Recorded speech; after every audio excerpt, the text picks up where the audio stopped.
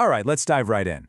Today, in this explainer, we're exploring a seriously fascinating subject: how a specific legal and philosophical framework claims to provide a timeless, comprehensive system for literally all of humanity.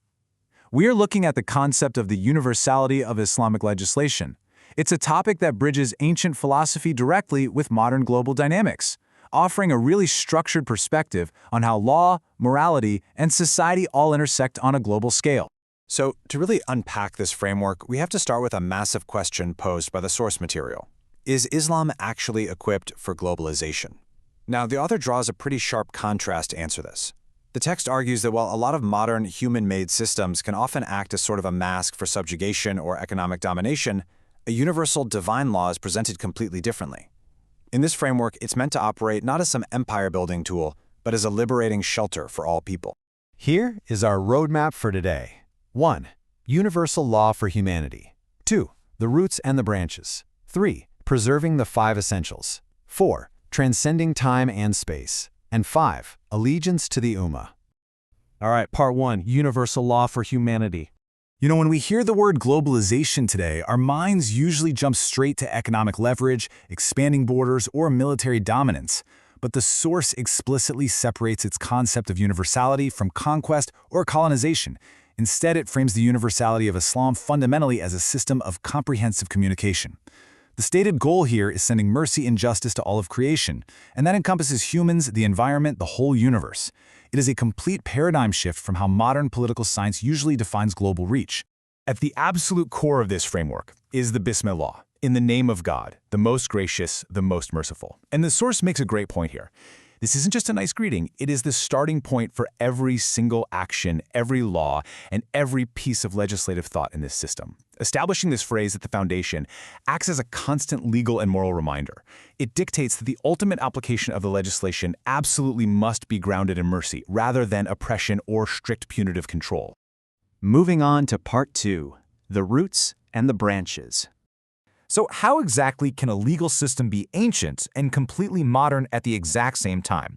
Well, the source leans on this brilliant Quranic metaphor of a massive tree. Think about it. For any huge tree to survive centuries of violent storms, droughts, and changing seasons, its roots have to be deeply and firmly fixed in the ground. But for it to actually thrive, grow, and provide shade to whoever is underneath it, its branches have to be flexible enough to reach high into the sky and sway with the wind. To put this into perspective, think about how modern constitutional law works. You've got a foundational document that rarely ever changes, but then you have Supreme Courts that interpret its application for modern, everyday issues. The source describes a really similar legal engine here. The fixed, divine texts provide absolute permanence. Those are the unchangeable roots. They establish the absolute moral boundaries. But they are completely balanced by flexible, controlled human reasoning, the branches.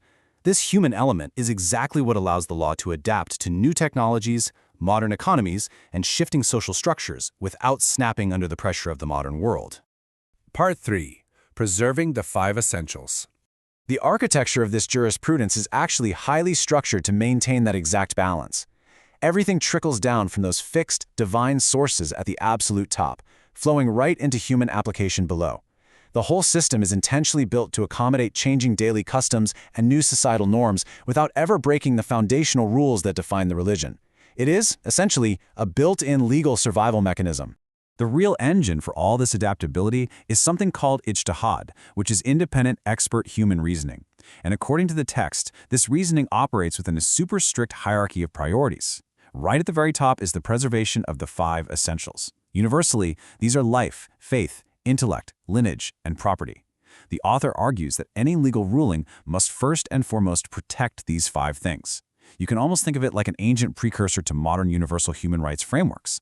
Once those 5 essentials are completely locked down and secure, the human reasoning then flexes to achieve secondary human needs. From there, it moves to proactively lifting societal hardships, and finally, it focuses on ensuring general welfare and quality of life enhancements. It's a hierarchy literally designed from the ground up to prioritize human well-being. Now for part 4, transcending time and space. Okay, so a massive question naturally pops up here, right? How does a law that originated centuries ago literally and intellectually apply to our hyper-connected, incredibly fast-paced world?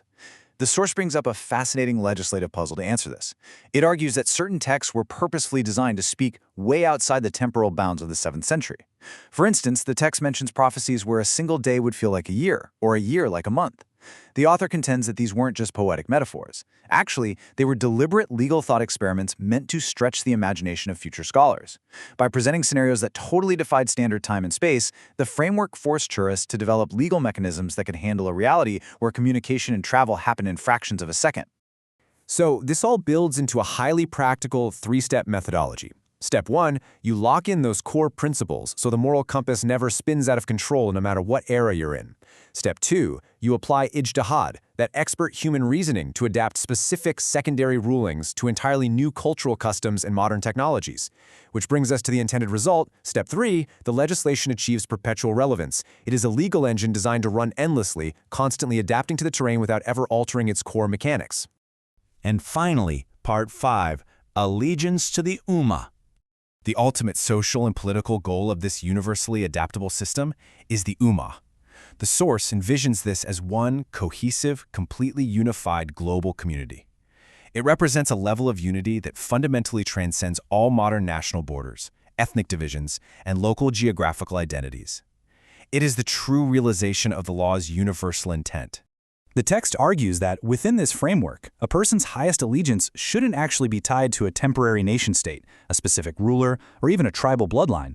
Instead, overarching allegiance is owed to the shared principles and the shared welfare of this global community. The author introduces this as a conceptual United Islamic Nations. It's presented as a global structure offering fairness, really robust legal protection, and shared resources for everyone under its umbrella. Essentially, the source positions this as a direct ideological alternative to the current world order, where unity is based on shared legal and moral values rather than arbitrary lines drawn on a map. I want to leave you with this question to ponder based on the source's claims. If a legal framework successfully balances unchanging core values with the flexibility to adapt to every new era, does it function simply as a set of laws, or is it a living shelter for humanity? Thanks so much for joining me for this explainer. I hope this structured look at the source material has sparked your curiosity. Keep analyzing and always keep questioning how the systems around us are truly built.